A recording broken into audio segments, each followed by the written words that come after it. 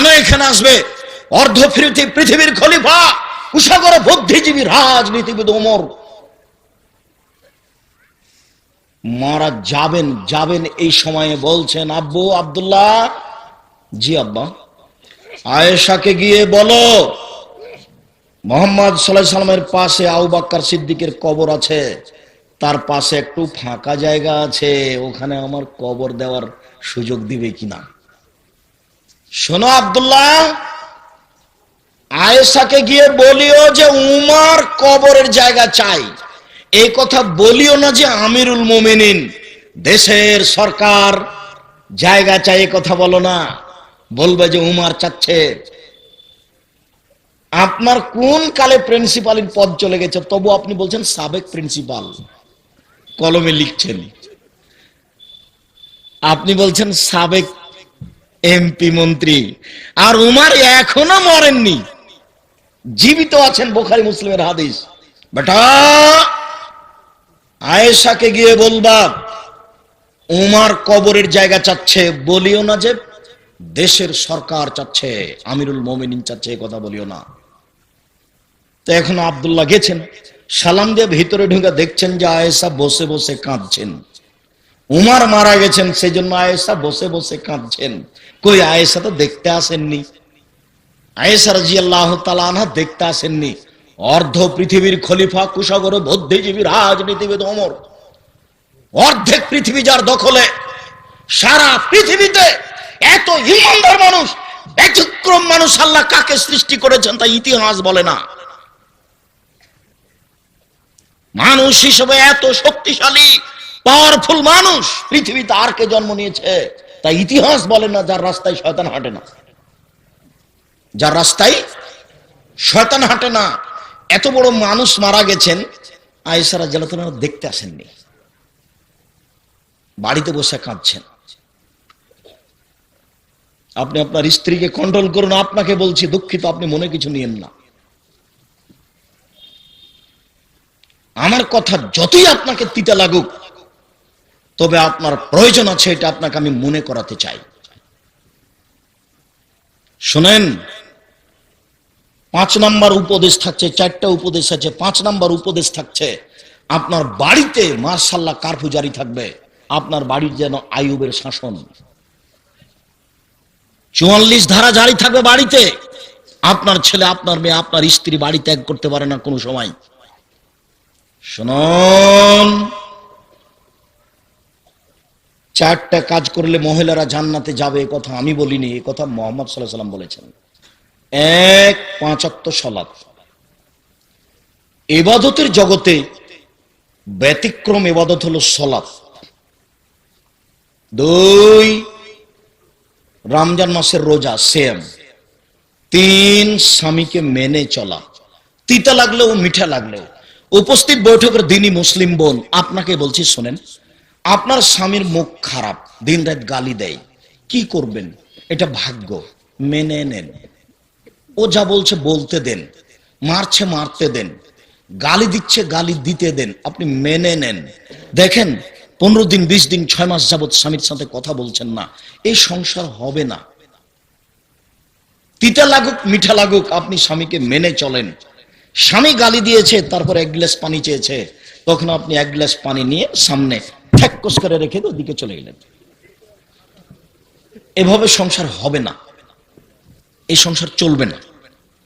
দেখেন, আমি আব্দুর রাজ্জাক বিন ইউসুফ আপনার দ্বীনী ভাই হিসেবে বলছি, আপনি আমার কথাটা মেনে নেন, স্বামীকে মেনে চলেন।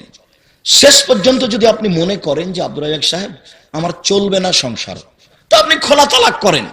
স্বামী যত বড়ই দামি হোক, যত বড়ই চাকরিজীবী হোক, যত বড়ই পরহেজগার হোক, যে কোনো সময় আপনি স্বামী বাদ দিতে পারেন। হাদিস বুখারী মুসলিম, তার নাম খোলা তালাক। আপনি চেয়ারম্যান মেম্বারকে বলবেন আমি ভাত খাবো না, মিটে গেল, ও একটা ব্যবস্থা করে দিবে। আপনি নিজেকে খোলা করে নেন। আমি নিষেধ করিনি, তবে আপনাকে আমি আপনার এই স্বামীকে মেনে চলার জন্য অনুরোধ করছি, তিতা লাগলেও মিঠা লাগলেও। দেখেন, সামাজিক অবস্থা সুবিধা নয়, আরেকজন স্বামী এর চেয়ে খারাপও হতে পারে। পরিবেশ পরিস্থিতি কি হবে বলা যায় না। 2-1টা বাচ্চাও হয়ে গেছে, কান্নাকাটি যেটাই হোক, গালি যেভাবে দেখ, আপনি মেনে নেন, ভালো হবে। 4, জেনায় লিপ্ত হবেন না। আব্দুর রাজ্জাক সাহেব ঘটে গেছে জেনা, যে তাহলে আপনি তোবা করেন। শোনেন, তোবা করলে মানুষ পাপ মুক্ত হয়ে যায়। আপনার অন্তর থেকে যদি আপনি তোবা করেন, তাহলে আপনার জেনার পাপটা আল্লাহ আবার পাল্টা নেকিতে পূর্ণ করে দেবেন। আপনি জেনা বন্ধ করেন, তোবা করেন, আপনি ভালো নারীদের অন্তর্ভুক্ত হয়ে যাবেন, আপনাদের জান্নাতের সব দরজা খোলা। আর পৃথিবীর পুরুষ নারী সবকে বলা হচ্ছে, আল্লাহ তাআলা বলছেন, পৃথিবীর মানুষ পুরুষ নারী শুনে রেখো, ওয়ানাহান নাফসা আনিল হাওয়া ফাইনাল জান্নাতু হিয়াল মাওয়া। যে ব্যক্তি অশ্লীল কাজ থেকে নিজেকে বিরত রাখতে পারবে, আমি আল্লাহ তাকে জান্নাতুল মাওয়া দিয়ে দিলাম। যদি আপনি আজকে এই মোবাইলে প্রেমের গল্প বন্ধ করতে পারেন, জেনা বন্ধ করতে পারেন, আল্লাহ বলছেন আমি তাকে জান্নাতুল মাওয়া দিয়ে দিলাম। এটা আল্লাহর কথা। অতএব দিনী বোন, আপনি এই 4টা কাজ করেন, জান্নাতের সব দরজা খোলা। এর সাথে আপনাকে আর একটা কথা বলি, এদিকে শোনেন। আল্লাহ নবী একদিন বলছেন, নবীগণ জান্নাতে যাবেন, শহীদেরা জান্নাতে যাবে, সত্যবাদীরা জান্নাতে যাবে, ওই সব মহিলারাও জান্নাতে যাবে যারা স্বামীকে মেনে চলে। আছেন এখনো পুরুষ আসেনি। কেউ যদি বলে, আব্দুর রাজ্জাক সাহেব শুনেন শুনেন শুনেন, বুখারী মুসলিমের হাদিস আছে এইভাবে, যে ওযু করার পরে যদি কেউ বলে আশহাদু আল্লা ইলাহা ইল্লাল্লাহু ওয়াহদাহু লা শারীকা লাহু ওয়া আশহাদু আন্না মুহাম্মাদান আবদুহু ওয়া রাসূলুহু, তাহলে জান্নাতের সব দরজা খোলা। হাদিস তো বুখারী মুসলিম, এটা আপনারও যা মহিলারও তাই না। কথার বুঝানো গেল না মনে হয়। আচ্ছা, ওযু করার পরে যদি এই দোয়া পড়ি, তো আমার জন্য জান্নাতের সব দরজা খোলা, তো মহিলা যদি পড়ে তার জন্য, তাহলে এখানে আমার ব্যক্তিগত কিছু আছে, পুরুষের জন্য কিছু আছে? মহিলাদের জন্য যেভাবে বলা হয়েছে, মুহাম্মদ সাল্লাল্লাহু আলাইহি ওয়াসাল্লাম ওভাবে পুরুষের জন্য বলেননি। শোনো, নবীগণ জান্নাতে যাবেন, শহীদেরা জান্নাতে যাবে, সত্যবাদীরা জান্নাতে যাবে, ওইসব মহিলারাও জান্নাতে যাবে যারা স্বামীকে মেনে চলে। 3টে গুণের ভিত্তিতে মহিলারা ভালো হতে পারে। 3টি গুণের ভিত্তিতে মহিলারা ভালো হতে পারে। 1, স্বামীর সাথে কথা বললে হাসি মুখে বলে। 2, স্বামী আদেশ করলে পালন করে। 3, স্বামী বাড়িতে না থাকলে নিজেকে গুটিয়ে রাখে, মোবাইলে কারোর সাথে গল্প করে না, খালার বাড়ি, ফুফুর বাড়ি, চাচির বাড়ি যায় না, এখানে সেখানে যায় না, মনে করে না যে এই সময়তে স্বামী নাই, একটু ঘুরে আসি, এই সময়তে স্বামী নাই, একটু গল্প করে নি। এই স্বভাব নেই যার, সে হলো ভালো মহিলা। আপনি বলতে পারেন 3টা গুণ কি? 1, ভুলে গেলেন, স্বামীর সাথে কথা বললে হাসি মুখে বলে।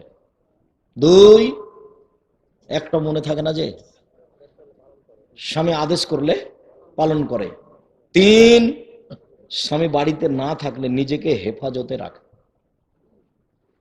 মনে থাকবে না?